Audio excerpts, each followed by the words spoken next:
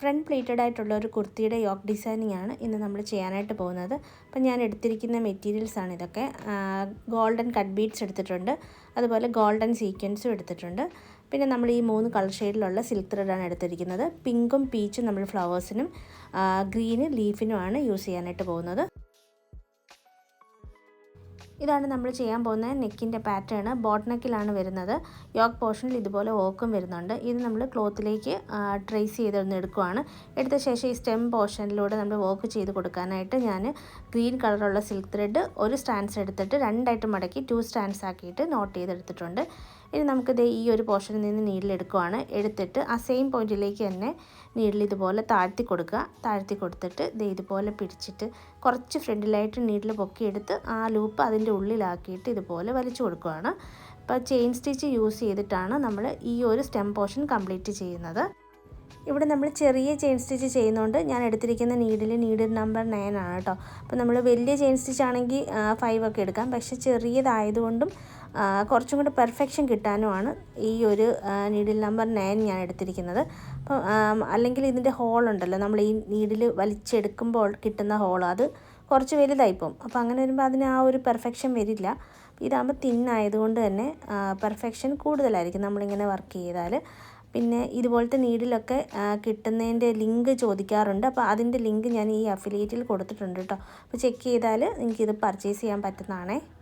പിന്നെ നമ്മൾ വർക്ക് ചെയ്യുമ്പം അത്യാവശ്യം നല്ല സമയം വേണ്ട വർക്കുകളാണ് കേട്ടോ ഇത്, ഇങ്ങനെയുള്ള ത്രെഡ് വർക്കുകളൊക്കെ. കാരണം സിൽക്ക് ത്രെഡൊക്കെ എന്ന് വെച്ചാൽ ഓരോന്നിനും ഓരോ രീതിയിലായിരിക്കും. സ്ട്രാൻഡ്സ് വരുമ്പം നമ്മളത് സെറ്റ് ചെയ്തെടുക്കാനായിട്ട് കുറച്ച് ടൈം വേണം.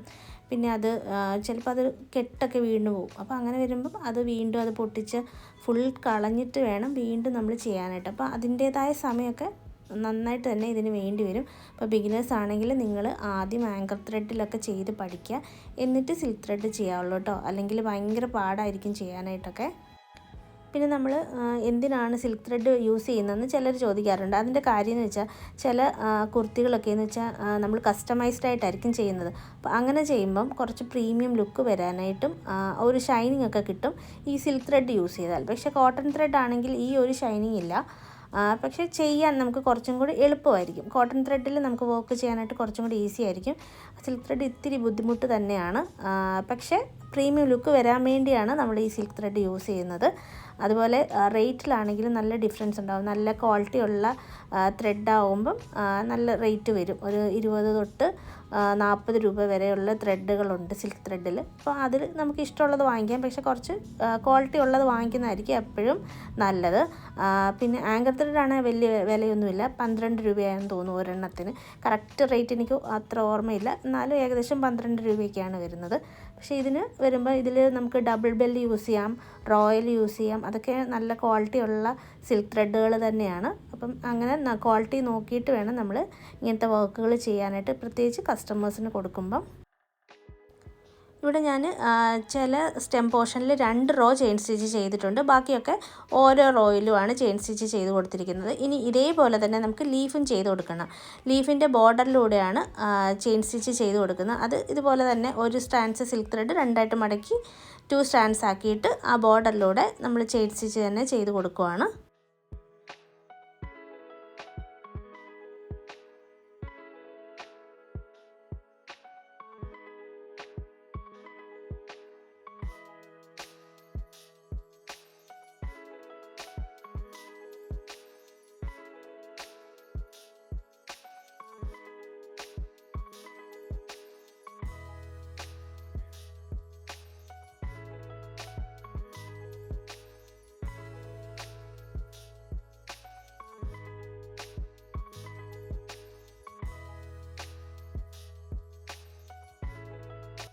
ഇനി ആ ലീഫ് ഒന്ന് ഫില്ല് ചെയ്യാനായിട്ട് ഞാൻ നീഡിൽ ഇതുപോലെ എടുത്തിട്ട് അതിലേക്ക് ഒരു 3 കട്ട് ബീഡ് എടുക്കുവാണ്. എടുത്തിട്ട് ആ ലീഫിൻ്റെ ഈ ഭാഗത്തേക്ക് നീഡിൽ താഴ്ത്തി കൊടുത്ത് അത് ഫില്ല് ചെയ്തെടുക്കുവാണ്. അപ്പം സാധാരണ നമ്മൾ എപ്പോഴും കാണാറുള്ള കട്ട് ബീഡ് വെച്ചിട്ടുള്ള ലീഫുകളൊക്കെയാണ്. അപ്പോൾ ഒരു ഡിഫറൻസിന് വേണ്ടി ഞാൻ ലീഫിൻ്റെ ബോർഡറിലൂടെ ചെയിൻ സ്റ്റിച്ച് ചെയ്തു. എന്നിട്ട് ഫില്ല് ചെയ്യാനായിട്ട് കട്ട് ബീഡ് വെച്ചിട്ട് ഇങ്ങനെ ചെയ്ത് കൊടുക്കുവാണ്.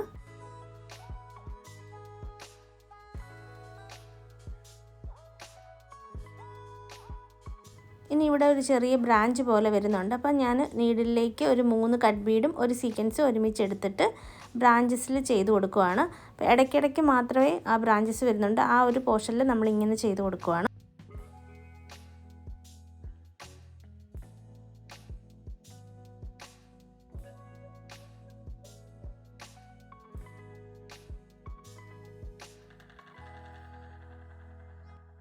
ഇനി ഇവിടെ 8 സ്ട്രാൻഡ്സ് സിൽക്ക് ത്രെഡ് രണ്ടായിട്ട് മടക്കി 16 സ്ട്രാൻഡ്സ് ആക്കിയിട്ട് നോട്ട് ചെയ്തെടുക്കുന്നുണ്ട്. പീച്ച് കളറും പിങ്ക് കളറും നമ്മൾ ഫ്ലവേഴ്സിൽ യൂസ് ചെയ്യുന്നുണ്ട്. സർക്കിളിൻ്റെ കുറച്ചകത്ത് നിന്ന് വേണം നീഡിലെടുക്കാനായിട്ട്. എന്നിട്ട് ത്രെഡ് നമുക്ക് നീഡിലേക്ക് 2 തവണ ഇതുപോലെ ഒന്ന് ചുറ്റുവാണ്. ചുറ്റിയ ശേഷം സർക്കിളിൻ്റെ ബോർഡറിലേക്ക് നീഡിൽ താഴ്ത്തി കൊടുക്കുക. അപ്പോൾ വിരൽ ഇതുപോലെ പിടിച്ചിട്ട് താഴേക്ക് വലിച്ചു കൊടുക്കുകയാണ്. ഇങ്ങനെ നമ്മളൊരു 6 എണ്ണം ചെയ്തെടുക്കുന്നുണ്ട്. അപ്പോൾ ഇതിൻ്റെ നേരെ ഓപ്പോസിറ്റ് സൈഡിലാണ് അടുത്തത് ചെയ്യുന്നത്. എന്നിട്ട് അതിൻ്റെ ഇടയ്ക്കെല്ലാം ഫില്ല് ചെയ്ത് കൊടുക്കുകയാണ്. കാരണം ഇങ്ങനെ ചെയ്യുമ്പോൾ നമുക്ക് ഒരേപോലെ നമുക്ക് ഒരേ ഡിസ്റ്റൻസിൽ ഫ്ലവേഴ്സിൻ്റെ പെറ്റൽ വരുന്നതാണേ.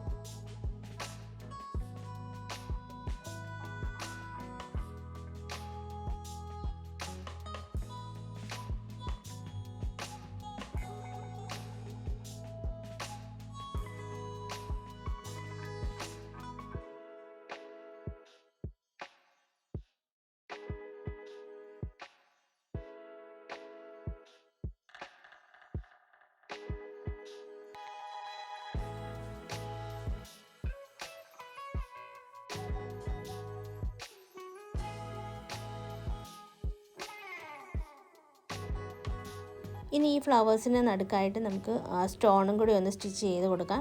ഞാനിവിടെ സ്റ്റോണാണ് എടുത്തിരിക്കുന്നത്. ബീഡ് വേണമെങ്കിലും എടുക്കാവുന്നതാണ്. അപ്പോൾ ഞാൻ ഓരോ സ്റ്റോണും 2-3 പ്രാവശ്യം വെച്ചിട്ട് സ്റ്റിച്ച് ചെയ്യുന്നുണ്ട്, അല്ലെങ്കിൽ ഇത് ഇളകിപ്പോവേ.